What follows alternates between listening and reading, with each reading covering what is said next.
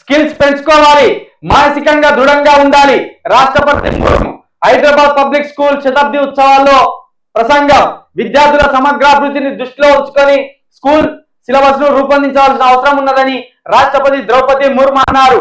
కేవలం academic knowledge నే కాకుండా లైఫ్ స్కిల్స్ ని పెంచుకోవాలని స్టూడెంట్స్ కు సిలబస్ ఉండాలన్నారు. ఈ విషయాలను దృష్టిలో ఉంచుకొని కేంద్ర ప్రభుత్వం నూతన జాతీయ విద్యా విధానం 2020ని ప్రవేశపెట్టిందని ఆమె తెలిపారు. మంగళవారం బేగంపేటలోని హైదరాబాద్ పబ్లిక్ స్కూల్ లో శతాబ్ది ఉత్సవాలకు రాష్ట్రపతి చీఫ్ గెస్ట్ గా హాజరయ్యారు. ఇక్కడ చూడండి, ప్రభుత్వ పాఠశాలకు ప్రైవేట్ పాఠశాలకు ఎంత వ్యత్యాసం ఉంటుందో.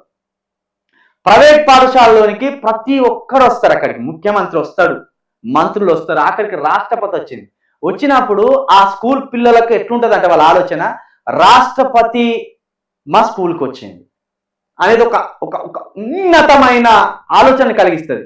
రాష్ట్రపతిని వాళ్ళు చాలా దగ్గరగా చూస్తారు. ఇక ప్రభుత్వ పాఠశాలలో ఒక స్కూల్ డే ఉండదు, వాళ్ళని ఎంకరేజ్ చేసేదానికి ఒక పెద్దోడు రాడు. అసలు గవర్నమెంట్ స్కూల్స్ నిర్వీర్యం అయిపోవడానికి ప్రతి సంవత్సరం అందులో వేడుకలు జరపరు. ఆ వేడుకలు జరిపినా వాళ్ళ స్థాయికి ఎవడెవడు వస్తాడు తెలుసా? వార్డు మెంబర్లు, సర్పంచులు. ఇక ముఖ్యమంత్రి అనేటోడే గవర్నమెంట్ స్కూళ్ళలో అడుగు పెట్టాడు.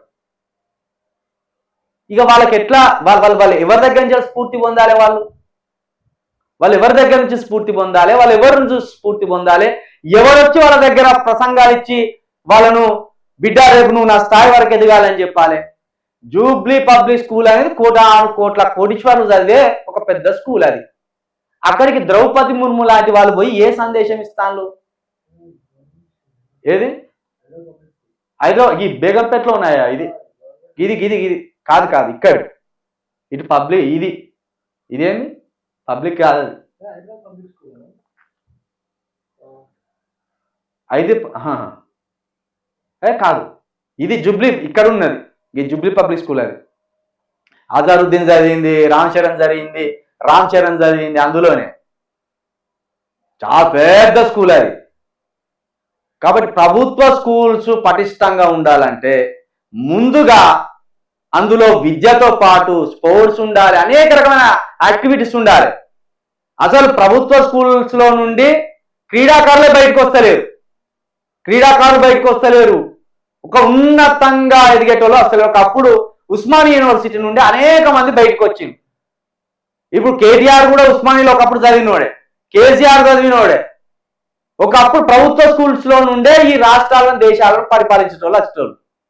ఎందుకంటే అక్కడ ఉండేటోళ్ళు అంత అద్భుతమైన విద్యను చెప్పేది, ఒక మానసికమైన డెవలప్మెంట్ కూడా ఇచ్చేది, అనేక రకమైన అంశాలను పెట్టేది అక్కడ.